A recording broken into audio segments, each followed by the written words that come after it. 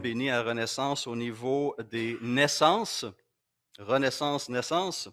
Et ce matin, nous avons la joie de vous présenter un couple qui veut remercier le Seigneur pour l'arrivée de leur deuxième garçon, appelé Aurel et Eliphal Nguessan.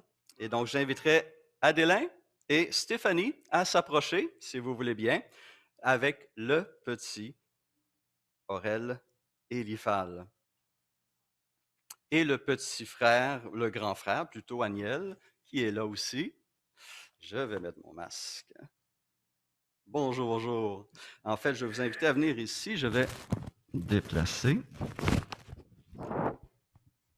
le microphone pour vous. Heureux de vous accueillir parmi nous à nouveau ce matin.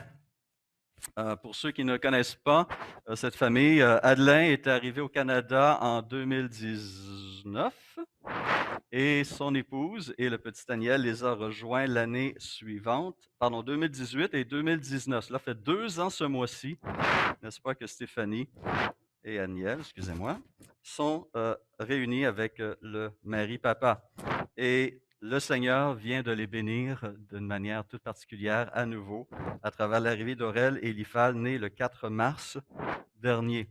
Et en se présentant devant nous ce matin, ils désirent témoigner de leur désir de consacrer leurs enfants, leur famille à nouveau au service du Seigneur et s'engager aussi publiquement devant nous pour éduquer ces enfants dans les voies de Dieu. Alors, nous sommes conscients que la formation spirituelle des enfants est tout un défi, n'est-ce pas? Et c'est aussi l'une des plus grandes responsabilités d'un parent chrétien.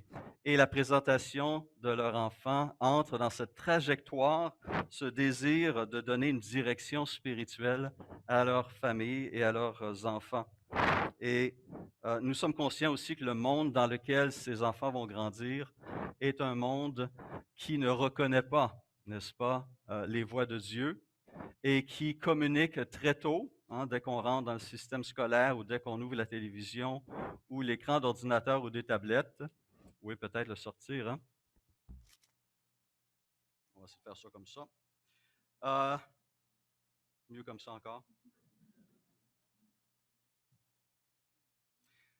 Dès qu'on ouvre la télévision, qu'on allume une tablette ou qu'on entre dans le système public, nous sommes conscients que nos enfants sont exposés à des valeurs, des priorités qui ne sont pas celles du Créateur, celles de notre Seigneur et Sauveur. Et donc, en tant que parents, nous avons une responsabilité toute particulière de communiquer le plus tôt possible les vérités sur Dieu, sur la réalité de ce monde créé par un Créateur bienveillant, mais aussi saint et juste. Et ces premières années, tout particulièrement avant d'entrer dans le système scolaire, sont des années importantes pour communiquer ces valeurs-là.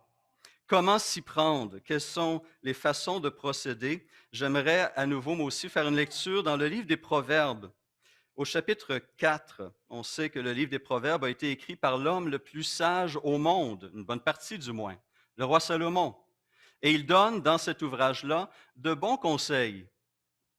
Mais on constate plus tard dans sa vie qu'il n'a pas suivi ses propres conseils. Et donc, il ne s'agit pas simplement de communiquer, mais aussi de vivre personnellement et d'illustrer pour ses enfants ces réalités. Voici donc ce qui est écrit au chapitre 4 du livre des Proverbes. Écoutez, mes fils, l'instruction d'un père et soyez attentifs pour connaître l'intelligence, car je vous transmets un bon savoir. Ne rejetez pas mon enseignement. J'étais un fils pour mon père, un fils tendre et unique aux yeux de ma mère. Il m'enseignait alors et me disait, que ton cœur retienne mes paroles. Obéis à mes commandements et tu vivras. Acquiert la sagesse, acquiert l'intelligence. N'oublie pas les paroles de ma bouche et ne t'en détourne pas. Ne l'abandonne pas et elle te gardera. Aime-la et elle te protégera. Voici le commencement de la sagesse. Acquiert la sagesse et avec tout ce que tu possèdes, acquiert l'intelligence. Tiens-la en haute estime et elle t'élèvera. Elle fera ta gloire quand tu l'embrasseras. Elle mettra sur ta tête une couronne de grâce. Elle t'ornera d'un magnifique diadème. Écoute-moi, mon fils, fais bon accueil à mes paroles et les années de ta vie seront nombreuses. Je t'enseigne la voie de la sagesse, je te conduis dans les sentiers de la droiture. Pendant ta marche, ton pas ne sera pas gêné, et si tu cours, tu ne trébucheras pas. Mon fils, verset 20, sois attentif à mes paroles, tends l'oreille vers mes discours, qu'ils ne s'éloignent pas de tes yeux, garde-les au fond de ton cœur. Et on voit donc ce désir profond d'un papa de diriger ses enfants dans les voies du Seigneur, qui sont les voies de la sagesse. Et le commencement de la sagesse est la crainte de l'Éternel. Je regardais quelques proverbes cette semaine. Nous parlons dans notre sermon ce thème. Nous ne voulons pas que vous demeuriez dans l'ignorance. L'ignorance est un grand fléau. Et un des proverbes qui parlait de ce thème, un proverbe danois dit ceci: la négligence des parents est cause de l'ignorance des enfants. Donc, il y a un défi ici de communiquer, de ne pas être négligent pour communiquer les vérités de la parole de Dieu, parce que sinon, nos enfants demeurent dans cette ignorance-là, et c'est une ignorance des choses de Dieu qui sont profondément dangereuses. Alors, Adélin, Stéphanie, nous allons prier que le Seigneur vous soutienne dans cette tâche qui est noble et qui est joyeuse et qui est solennelle de conduire ses enfants dans les voies du Seigneur. Mais pour que vos intentions soient claires, j'aimerais vous poser quelques questions devant cette assemblée. Ces questions que nous posons à tout parent qui désire faire ce geste ce dimanche et des autres moments. Aux yeux de Dieu et en présence de ces témoins, assumez-vous la responsabilité solennelle d'élever ses enfants dans la crainte et le respect du Seigneur? Oui.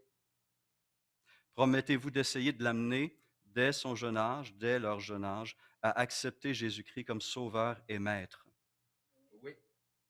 Promettez-vous, dans la mesure du possible, de lui offrir l'exemple d'une vie pieuse et conforme à la loi de Dieu? Oui. Eh bien, que le Seigneur dirige vos pas et vous protège dans ses bonnes intentions.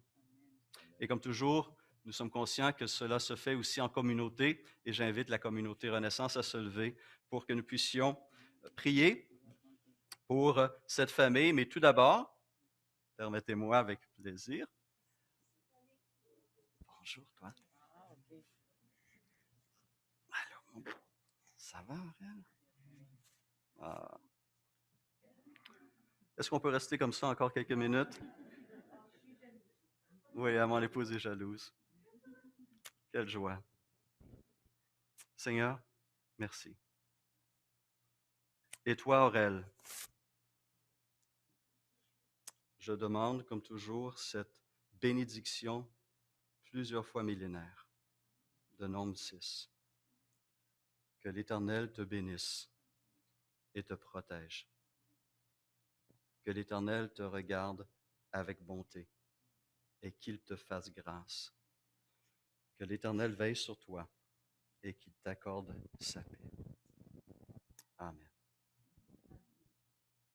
Tendre Père céleste, mon Dieu, et notre Sauveur merveilleux, tu as utilisé l'amour d'Adélin et de Stéphanie pour introduire dans ce monde leur fils Aurel Eliphal.